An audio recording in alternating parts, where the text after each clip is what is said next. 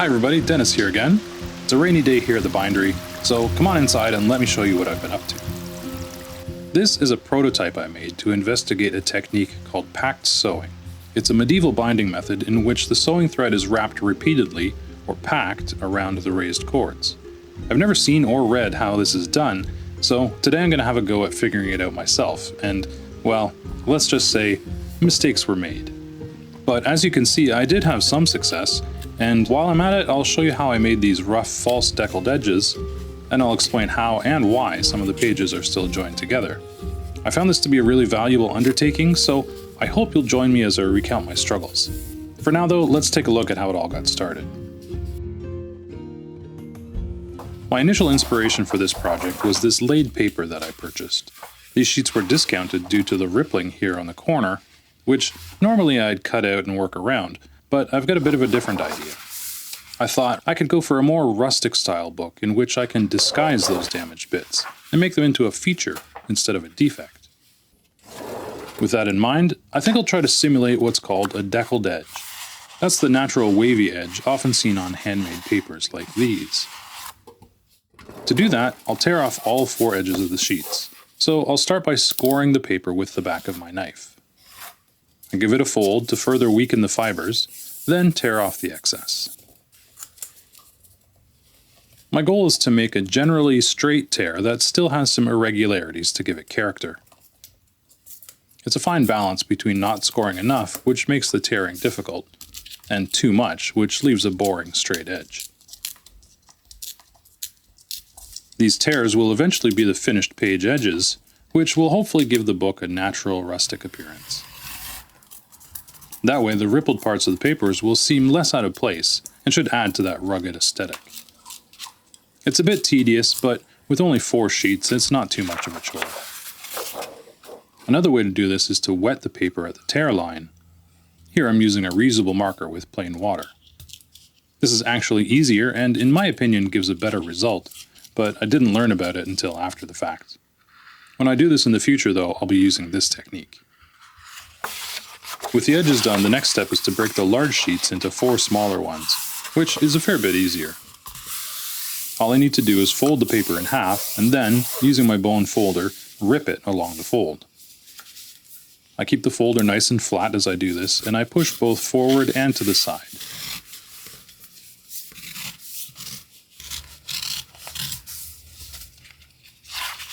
This leaves a fairly tidy edge when tearing along the grain, while the cross-grain tears have a little bit more character.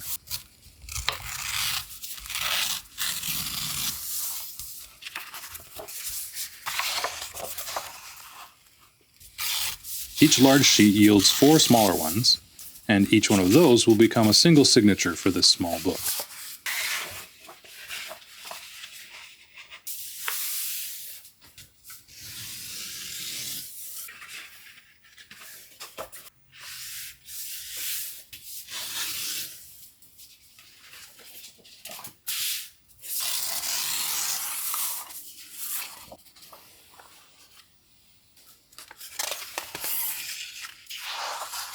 To prepare a signature, I'll take a single sheet and fold it 3 times. To keep the paper from bunching up at the spine, I'll rip each fold more than halfway along its length. I could tear it all the way through, but leaving a bit of the paper connected keeps the pages from slipping out while I'm binding the book.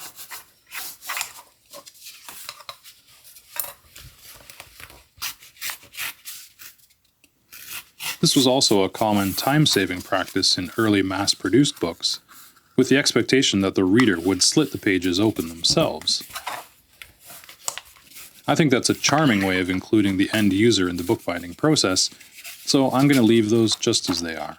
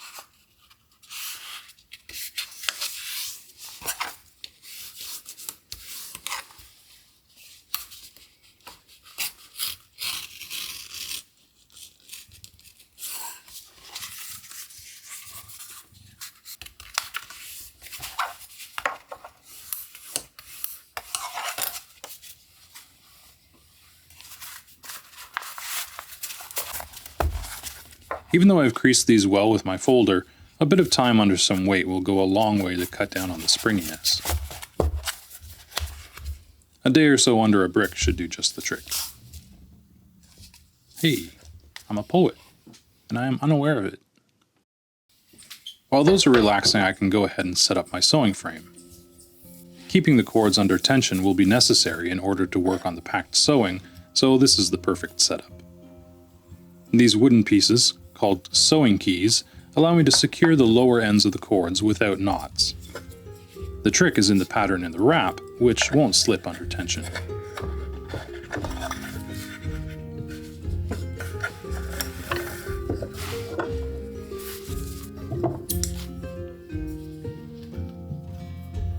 A couple of half hitches serve to attach the cord to the crossbar. I'm not trying to get maximum tension at this point, it just needs to be snug.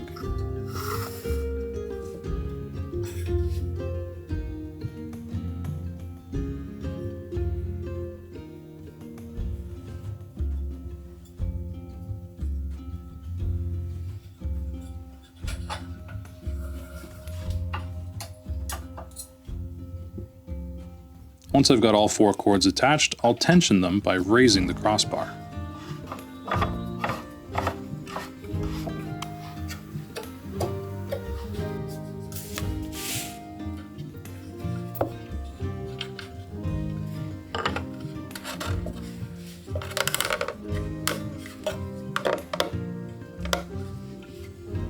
I need to pierce the signatures before sewing, so I'll mark the position of the cords onto a piece of card that's the same length as the signatures. Little did I know in this moment that I was making a couple of errors that would come back to haunt me. I think I was too preoccupied with the idea of the packed sewing to remember the basics here. That's my excuse, at least. In any event, I just carried on with piercing the signatures. For that, I used my trusty cradle and awl. Like many of the steps involved in handbook binding, this may seem a slow and tedious process, and I suppose it is if you're only focused on the end result. Personally, I enjoy each stage of the process for what it is. It's more about the journey than the destination, as they say.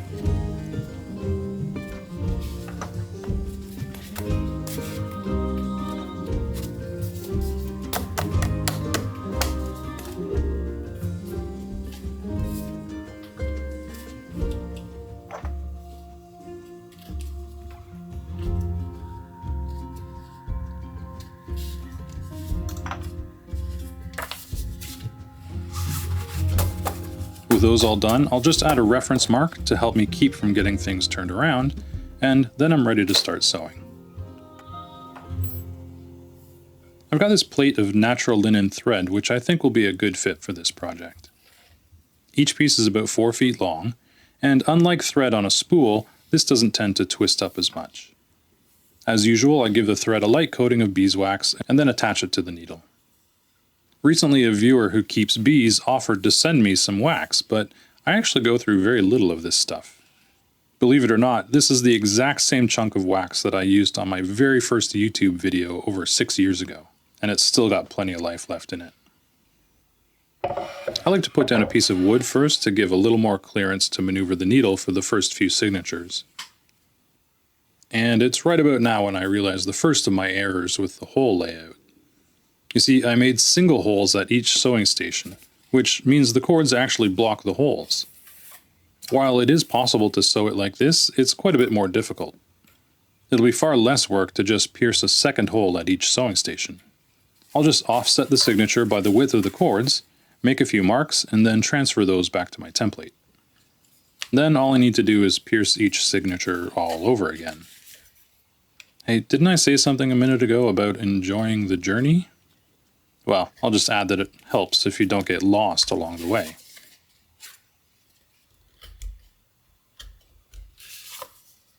Unfortunately, I still haven't caught on to my second mistake.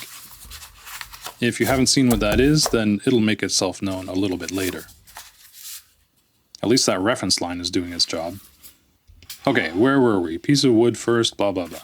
So, my second goof was that I failed to include any kettle stitch locations, and I actually didn't realize what was wrong until I was almost done. The lack of that kettle stitch really threw off the stitching pattern, which basically forced me to reinvent the wheel, or reinvent the book, I guess. Anyway, eventually I made it work, but it took a little while, and what I came up with I wouldn't say is optimal. I even considered scrapping this video altogether, but instead I decided to eat my humble pie and share my struggles. Mistakes are the best teachers after all, and they taught me a lot with this book. Things start off pretty conventionally with a single wrap around the first cord. Then I pass the needle out of the first hole at the next station. This would have been correct if I had started with a kettle stitch, but in this case it was a mistake. I realized the problem and reversed course by undoing that stitch. By coming out of the second hole, I was able to wrap around the cord and go back into the first hole before carrying on to the next sewing station. In reviewing this now, I see that I could have just done a clockwise wrap and gone in through the second hole, but what can I say? I was lost in the moment. What's happening is that the lack of the initial kettle stitch has thrown off the cadence of the sewing. It's like getting started on the wrong foot. Unfortunately, I still hadn't realized that, so instead, I'm about to get even more confused. The basic idea of packed sewing is that the thread makes extra wraps around the cords to fill up the space between the signatures. Done properly, it gives the cords a uniform appearance and acts like a stiffener to keep the spine from bending too sharply.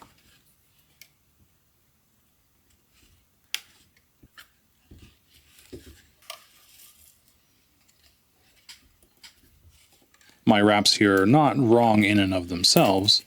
My error was not starting them at the first sewing station. By the time I get this second signature attached, I've done 6 wraps on the last cord, but only 1 on each of the first 3.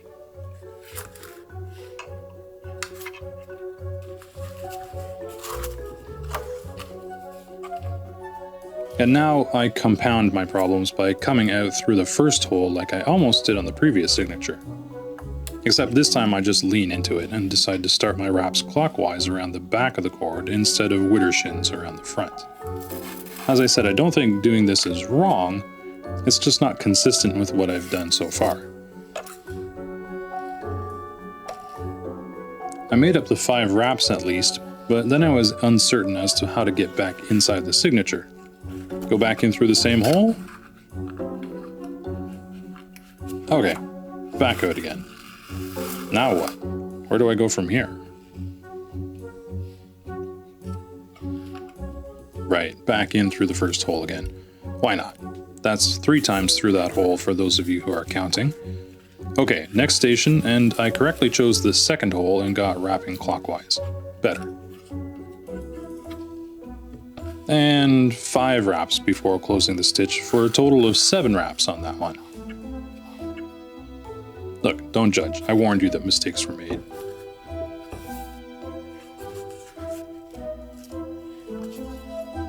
Here I'm tying off the tail end of the thread, which is fine, a sensible thing to do. It's not all chaos.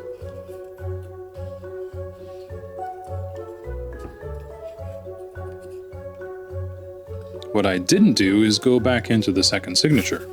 Nope, just gave it a miss and carried on to signature number 3.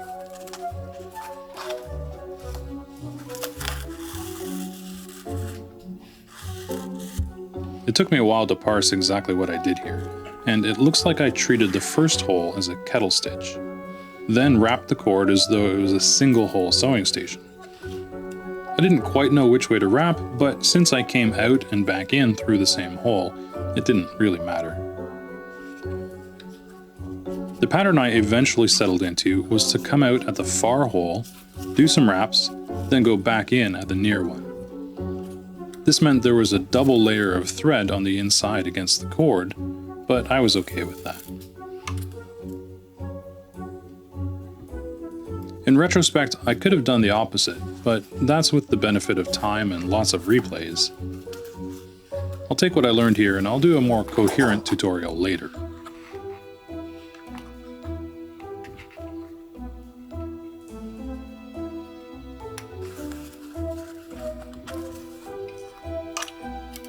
Now, I apologize for the camera work here. I think I was so befuddled by these stitches that I neglected my duties as a filmmaker. So, instead, let's just cut to a bit of time lapse and we'll get back to it when I've got myself sorted out. You've probably seen enough of my struggling so far anyway. And if you haven't, don't worry, there's more. Another thing I learned was that packed sewing eats up quite a bit more thread than usual. Here I added another length with a weaver's knot, and then I got back to business.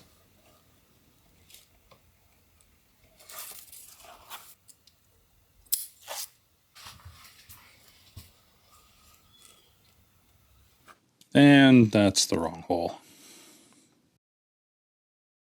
So eventually I developed a pattern that was, if not ideal, at least one that worked. What I did was to start by going into the first hole of the first sewing station, then back out on the other side of the cord. Then take up the slack, but nothing's gonna go right for this, is it? Can somebody, hey, can somebody in editing cut this out? Yeah, the knot. You mean cut the knot, Dennis? Yeah, cut the knot. Thanks, funny guy. Okay, if you actually want to try this sewing structure yourself, this is where you should start following along. This is my third to last signature, but let's pretend it's the first. Start by going into the first hole of the first sewing station, then back out on the other side of the cord. This is where you'll add the wraps for your packing. The thread will go around the outside of the cord, back towards where you started. The number of wraps will depend on the thickness of your thread and the thickness of your signatures. I'm doing 2 full wraps, with the end of the stitch forming a third. Go back in through the first hole to finish the stitch. This will mean that there are 2 threads going through that hole, but that should only happen at the outside holes at the head and tail. As I said before, I think wrapping the other way would work just as well, and would prevent that overlap. At the next station, come out through the hole on the far side of the cord, then wrap as necessary. Try to keep the packing tight and tidy, then go back in through the first hole. As I went, I just kept repeating to myself, far side, 2 wraps, in again. Far side, 2 wraps, in again.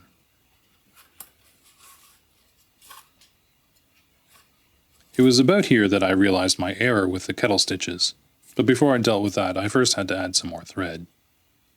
I had so little left that I had to push the needle through backwards in order to tie off the little stub on the inside.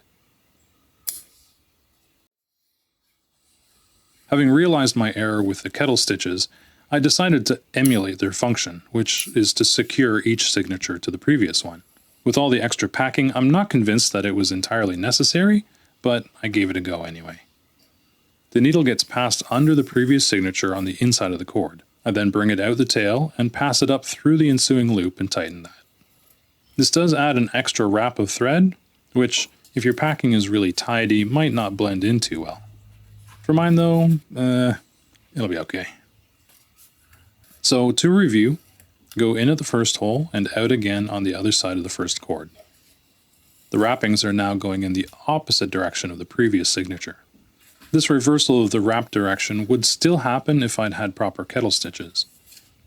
With just single holes at each sewing station though, I think you could have consistent wraps all the way up. To finish, you'll go through the first hole a second time.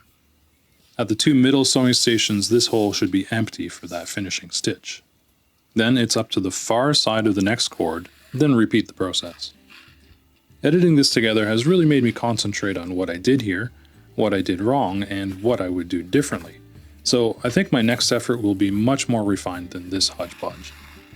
Anyway, I got there in the end, and I think it's good to share my struggles with you sometimes. This was meant to be an experiment after all, not a demonstration of perfectly refined techniques. But it does show that you can learn an awful lot by just diving in and giving it a try. And I'm going to be using this book as a guinea pig to try out some other new techniques as well, so I think it was well worth doing. Despite its lumps and bumps, I've learned a ton from this little guy, and I think it'll serve for what I needed to do.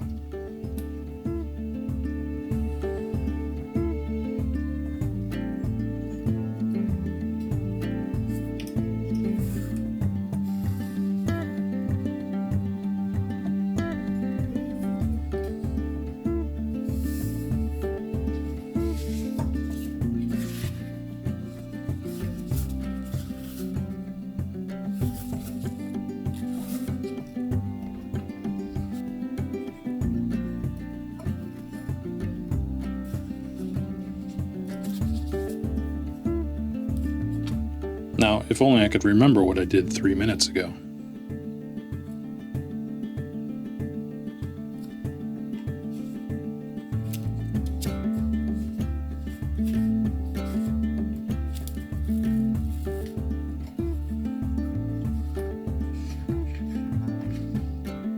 Here you can see how the pattern I've adopted results in overlapping thread at each sewing station.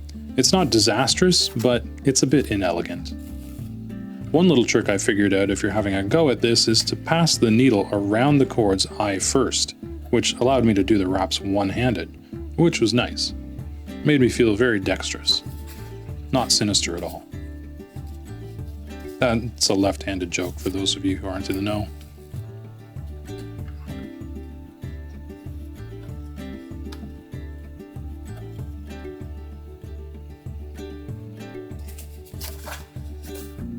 Finishing off with a double kettle stitch is a good idea, I think, whether or not you choose to do them elsewhere in the sewing.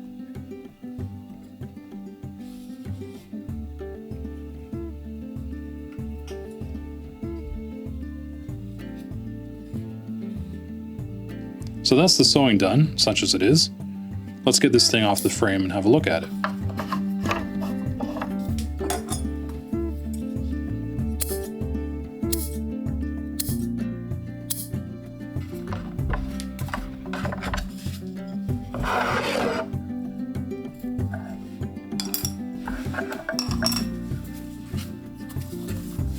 I have to admit that despite all the fumbling around, what I came up with is a perfectly sound binding method.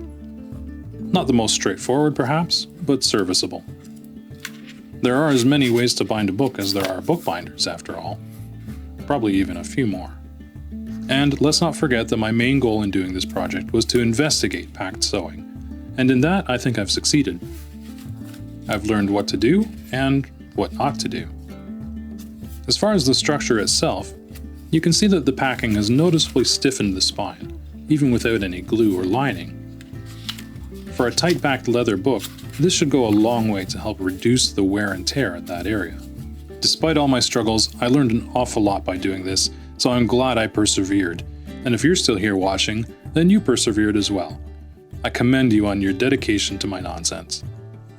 I hope you found the video to be edifying, or at the very least, entertaining.